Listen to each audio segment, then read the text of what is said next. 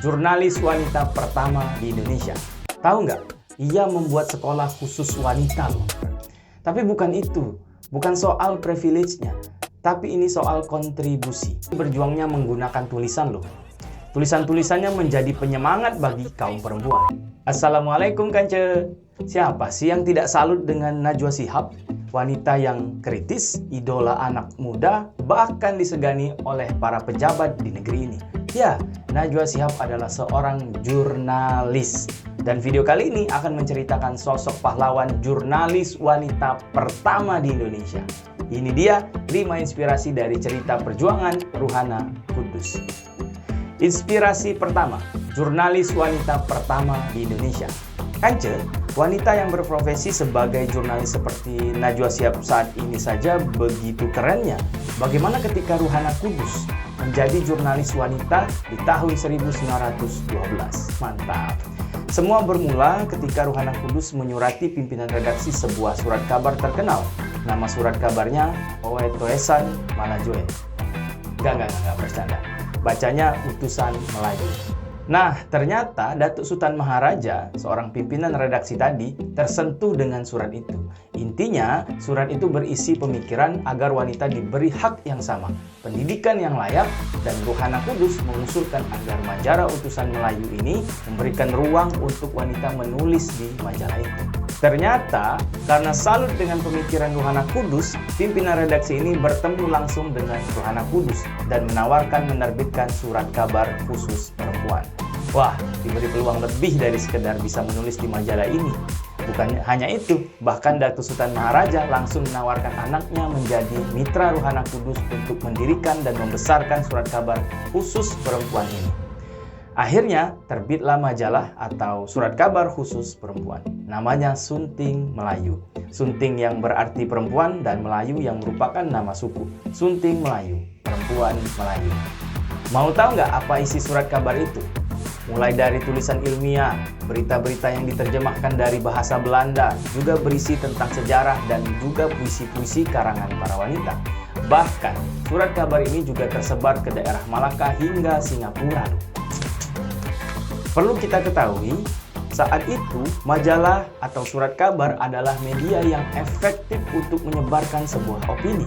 Kalau sekarang, mungkin efektivitasnya seperti opini yang disebarkan melalui televisi atau sosial media yang efektif sekali, di mana opini yang disebar melalui media sangat mempengaruhi cara pandang dan pemahaman kita. Ya, lihat saja Najwa Shihab begitu berpengaruh saat ini kan. Begitulah kira-kira gambaran pengaruh tulisan-tulisan Ruhana Kudus yang disebar melalui surat kabar. Inspirasi kedua, budaya literasi yang tinggi sejak kecil. Kance, budaya literasi memang sangat menentukan pengetahuan, daya berpikir kritis, hingga ke memecahkan masalah.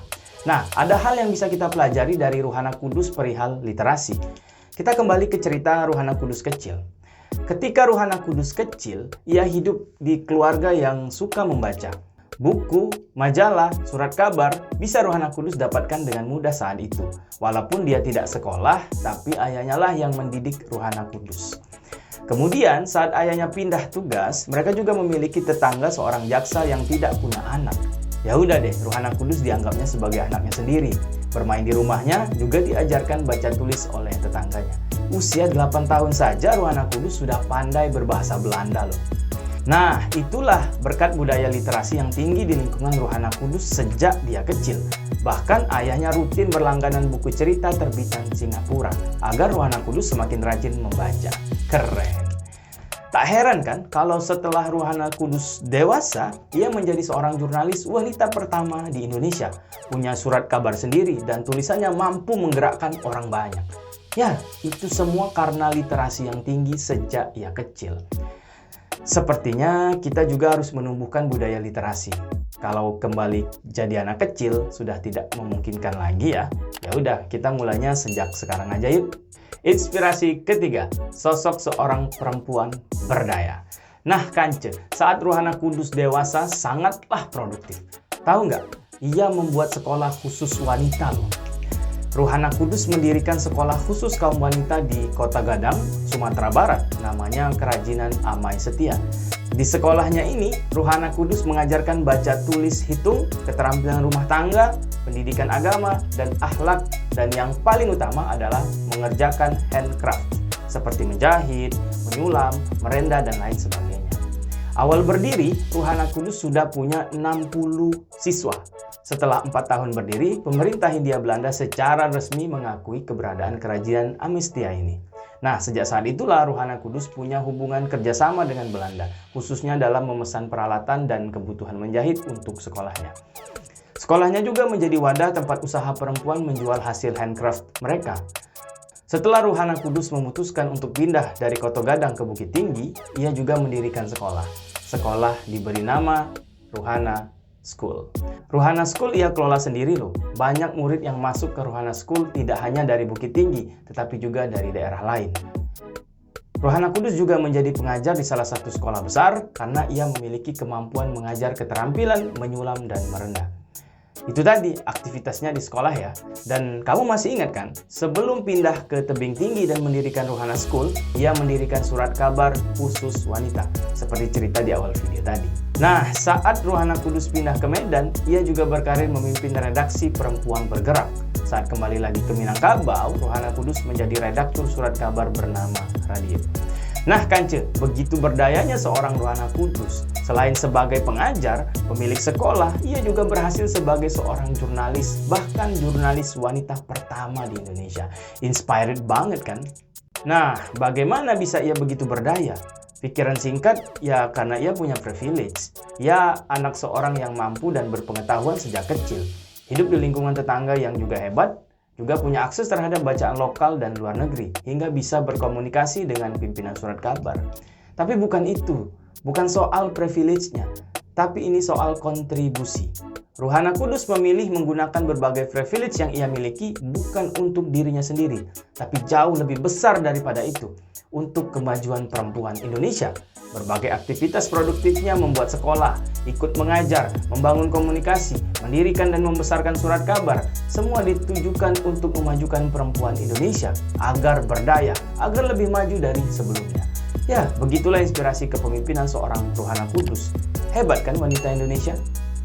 Inspirasi keempat, berjuang melalui tulisan. Berjuang selalu identik menggunakan senjata kan Kance? Nah, Ruhana Kudus ini berjuangnya menggunakan tulisan loh. Tulisan-tulisannya menjadi penyemangat bagi kaum perempuan. Nah, Sunting Melayu yang ia dirikan itu kerap kali mengkritik budaya patriarki, pengekangan perempuan terhadap berbagai akses kehidupan, dan isu-isu sosial lainnya. Tulisan-tulisan Ruhana Kudus ini mampu menjangkau hingga ke Malaysia dan Singapura loh. Melalui surat kabar Sunting Melayu itu, Ruhana Kudus juga kerap menceritakan tentang keterampilan perempuan Minangkabau dalam menjahit dan lain sebagainya. Juga mengajak perempuan berbisnis dengan kemampuan keterampilan yang ada. Di saat Belanda menyengsarakan rakyat pribumi, secara mental maupun fisik, Ruhana Kudus juga ikut melakukan pergerakan politik. Ia membakar semangat para pejuang muda melalui tulisan-tulisannya. Ruhana Kudus juga memberi sumbangsi ide seperti menyalurkan senjata dari Koto Gadang ke Bukit Tinggi dengan cara menyembunyikannya dalam sayur dan buah. Seperti yang kita tahu, tulisan-tulisan yang disebar melalui media itu sangat mempengaruhi opini, cara pandang, dan pemahaman kita. Begitulah kontribusi seorang pahlawan wanita, Ruhana Kudus. Inspirasi kelima, lika-liku perjalanan hidup. Nah Kance, kalau tadi kita banyak membahas prestasinya Ruhana Kudus, kali ini kita akan membahas lika-liku yang dihadapinya. Ruhana Kudus pernah dituduh oleh salah satu muridnya sendiri loh. Dan jabatan direktur hendak direbut oleh muridnya sendiri. Ruhana Kudus dituduh telah melakukan penyelewengan uang. Karena itulah ia harus menghadapi kasus ini dan menjalani persidangan. Bayang nggak betapa sakit hatinya dituduh muridnya sendiri. Namun, akhirnya semua tuduhan yang dilayangkan tidak terbukti. Sehingga sekolah kerajinan Amai Setia tetap menjadi miliknya.